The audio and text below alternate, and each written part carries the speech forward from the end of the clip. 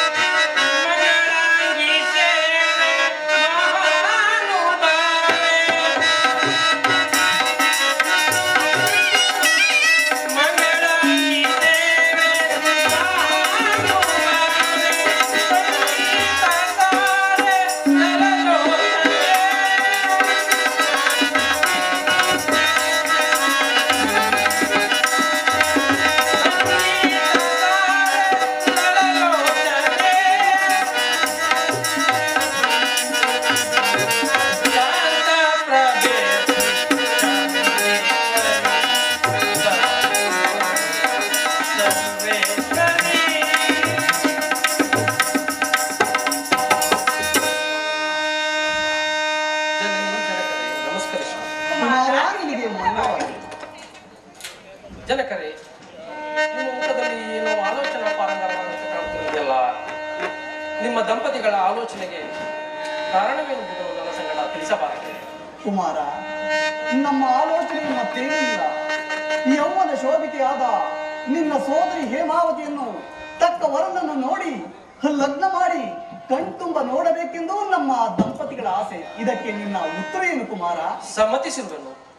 ಆದರೆ ತಂಗಿಯಾದ ಹೇಮಾವತಿಯ ಅಭಿಪ್ರಾಯವನ್ನು ತಿಳಿಯುವುದು ಸೂಕ್ತವಲ್ಲವೇ? ಅವಳ ಒಪ್ಪಿಗೆ ಇದೆಯೋ ಇಲ್ಲವೋ ಎಂಬುದನ್ನು ಅವಳನ್ನು ಕೇಳಿ ತಿಳಿಯುವುದು ನ್ಯಾಯವೆನಿಸುತ್ತದೆ. ಇದಕ್ಕೆ ನಿಮ್ಮ ಉತ್ತರವೇನು? ಕುಮಾರ, ಬುದ್ಧಿವಂತನಾದ ನೀನು ಎಷ್ಟೊಂದೋ ಆಲೋಚಿಸಿದೆ. ಹಾಗೆಯೇ ಆಗಲಿ. ಕುಮಾರಿ ಹೇಮಾವತಿಯನ್ನು ಕರೆಯಿಸಿ ಆಕೆಯ ಅಭಿಪ್ರಾಯವನ್ನು ತಿಳಿದು ಈ ಕಾರ್ಯವನ್ನು ಮುಂದುವರಿಸೋಣ. ಕುಮಾರಿ ಹೇಮಾವತಿ, ಬೇಗ ಬಾರದೆ.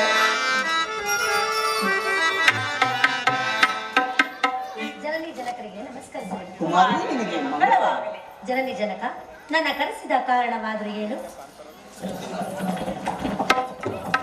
ಕುಮಾರಿ ಹೇಮಾವತಿ, ನಿನ್ನನ್ನು ಕರೆಯಿಸಿದ ಕಾರಣವೇನೆಂದರೆ, ಯೌವನ ಶೋಭಿತೆಯಾದ ನಿನ್ನನ್ನು ತಕ್ಕ ವರನನ್ನು ನೋಡಿ ಲಗ್ನ ಮಾಡಿ ಕಣ್ತುಂಬ ನೋಡಬೇಕೆಂದು ನಮ್ಮ ದಂಪತಿಗಳ ಆಸೆ. ಇದಕ್ಕೆ ನಿನ್ನ ಉತ್ತರ ಏನು ಮಗಳೇ? ಹೌದು ಮಗಳೇ, ಈ ನಿನ್ನ ಸೌಂದರ್ಯಕ್ಕೆ ತಕ್ಕಾಗಿ ಸಕಲ ದೇಶದ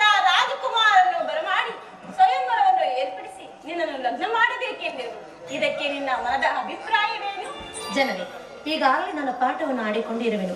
ಈಗಲೇ ನನಗೆ ಲಗ್ನವೇನೇಕೆ? ನಾನು ಆಗುವುದಿಲ್ಲ. ತಂಗಿ, ಇಷ್ಟಕ್ಕೆ ನೀವು ಬೇಸರ ಪಟ್ಟುಕೊಳ್ಳಬೇಡ.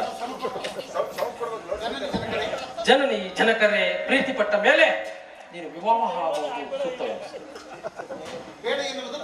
ಬೇಡ ಎನ್ನುವುದು ಧರ್ಮವಲ್ಲ. ತಂದೆ ತಾಯಿಗಳ ಮಾತನ್ನು ಕೇಳುವುದು ಮಕ್ಕಳ ಕರ್ತವ್ಯ. ಹಾಗೆ ಆಗಲಿ ಅಗ್ರಜ. ಜನನಿ ಜನಕ, ನಾನು ಲಗ್ನವಾಗಬೇಕಾದ್ರೆ ಒಂದು ಸ್ವಯಂವರವನ್ನು ಏರ್ಪಡಿಸಿ ಆ ಸ್ವಯಂವರದಲ್ಲಿ ಹಲವಾರು ರಾಜಕುಮಾರಗಳನ್ನು ಬರಮಾಡಿ ನನ್ನ ಮನಸ್ಸಿಗೆ ಒಪ್ಪುವಂತ ರಾಜಕುಮಾರನಿಗೆ ನಾನು ಲಗ್ನವಾಗುವೆನು. ತಂಗಿ, ನಿನ್ನ ಇಷ್ಟದಂತೆಯೇ ಆಗಲಿ.